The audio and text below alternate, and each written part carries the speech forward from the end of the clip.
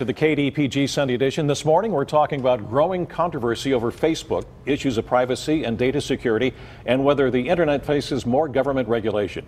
Back with us is Greg Zigarilli, the founding and managing shareholder of the Technology and Entrepreneurial Ventures Law Group with offices in downtown Pittsburgh and also Upper St. Clair. Also joining us now is Dr. Karen Paulette, professor of computer information systems at Robert Morris University. Dr. Paulette also served as a communications education coordinator in the Allegheny County District Attorney's Office. Once again, John Allison is here also from the Post-Gazette. Dr. Paulette, let's begin with you. I made mention off air that I may be one of, I jokingly said, maybe one of about 5 people in this country who do not have a Facebook account, but you say you don't either. I do not. I do not either. I'm one of those 5. I'm a privacy advocate, and when people put their information out on social media is where some of our problems actually start.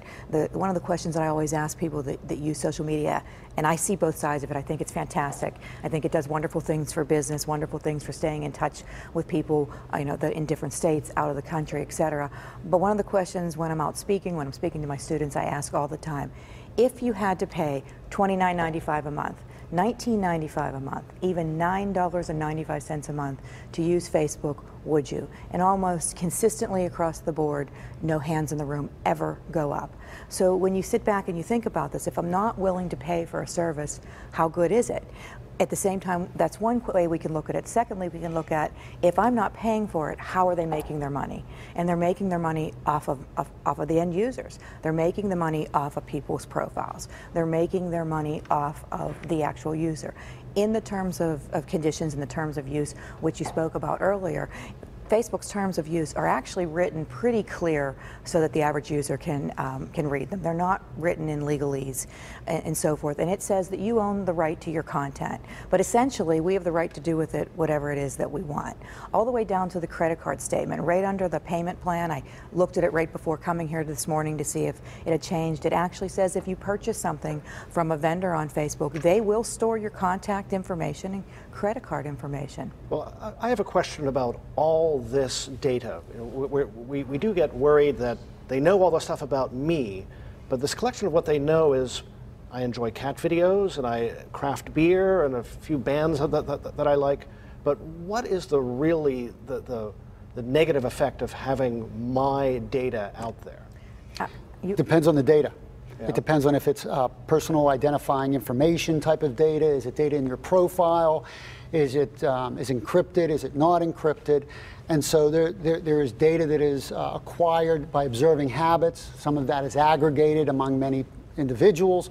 So there's a lot of different types of data. But in your case, you may not care. And it may be the reason why you'll accept those terms and conditions. But this is a supercharged version of a lot of marketing surveys that have been done even in the pre-digital era where they would survey people, or we knew consumer trends. But is the danger that at some point they're going to say, putting this person's profile together, they're likely to develop a certain disease and we're not going to hire them? Is that how it's going to come down? It can eventually. Although that's a little different, excuse me, only because of labor relations issues and discriminatory issues and that sort of thing. However, when you go to the supermarket and it tracks every item of food you're buying, in 50 years can they say you have a propensity to diabetes because you buy all these kind of things? But in answer to your question, I'm not an expert by any of these things, but I want your comment on this. What you're raising, isn't that what all of this is about anyway in the congressional hearings?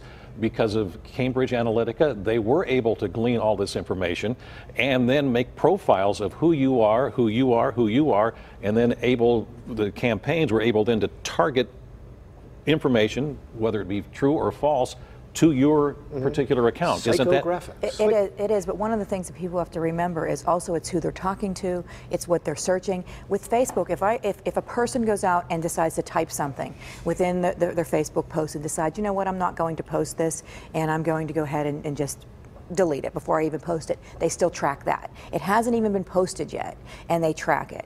And I think that it's getting into where is our privacy line, where's that line drawn? I'm choosing not even to put this out there, but because I typed it into your text editor within that particular... But if you just also said if the end user term agreement is clear on Facebook, didn't you agree to that? That's my whole point. Is how, and then you talked earlier about people not reading it. Is that something legal that could hold up in court? I don't necessarily necessarily know the answer to that. Not reading it, is that an excuse? I think I want to get into something else here, though, also, which deals with the whole privacy thing, and that we started to raise with Dr. Seda, and that is that Dr. Paulette here does not have a Facebook account, yet you do. Her number is in your contact list. They're now able to glean information about her without her consent. Is there a significant line here that's being crossed by the person who doesn't belong to Facebook and has no desire to have their information shared on Facebook? And I think you hit the nail on the head. I think the congressional hearings exposed those types of vulnerabilities because there was no break-in. Right? This was a question of a policy or a procedure. Now, keep in mind, it's a few years ago, so those procedures are different. But what was going on then, and what also goes on now to some extent, is the way the industry works. It just so happened that that particular problem manifested with in the context of a presidential election and a campaign. Right. So it immediately got attention, it immediately got on everyone's radar. But as a matter of usage of data, there's nothing new there. It's just a question of it became in the forefront. But what it did do was expose vulnerabilities to the common person, so the common person understands those fine distinctions, and I think that's what's going to come out of this. Is that have we reached the point where the cat is already out of the bag and you can't bring something back in? What I'm referring to is many of the congressional leaders or people on these committees stated about putting regulations in to try to rein in Facebook or Google or whoever else it might be. Is it too late? I don't think it's ever too late. I think, what's happened has happened. We usually put regulations in after something happens anyway. One of the things that I find fascinating or interesting to bring up is we have, a couple thousand data brokers in the United States that actually sell our data on a regular basis. And I find interesting that the other large companies are staying quiet. Such as Google, such as even Amazon. I mean, we've got companies out there that are remaining silent, that have been these privacy advocates of protecting consumers. We can look back at the Apple case with San Bernardino a couple years ago, where the big tech companies came in to protect the consumer, the actual owners of the device and their rights, yet at the same time, some of these same companies that we're fighting for that are actually selling consumer data. I think that's something that needs to be looked at and decide what is it that we're going to sell and what information people should know on the end as an end user. But when you got back to this question, I'm not a Facebook user. If I'm his friend, do you have access to my information? In many ways, especially if you're using mobile devices. If you've downloaded that Facebook app and I'm a contact in your phone, you have access to my information through downloading that. My teenage kids don't use Facebook at all. They think it's for geezers and losers like their dad. Is there a chance that Facebook could, stumble? It could be the MySpace of the next generation. I mean, it seems so. Anything's possible, but your kids are probably using maybe Instagram or Snapchat. And one thing to note is Instagram is owned by Facebook, and the other giants are doing very similar things. It's always possible for companies to tumble.